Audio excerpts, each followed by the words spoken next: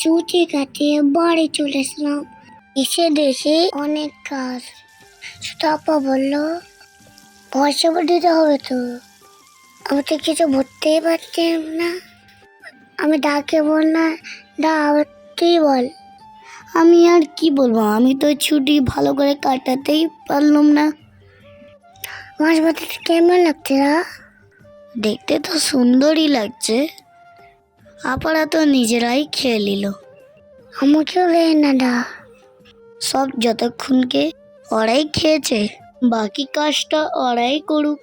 আমি বললাম হয় না, আমাদের একটা দায়িত্ব আছে। হ্যাঁ, দায়িত্ব তো পালন করব।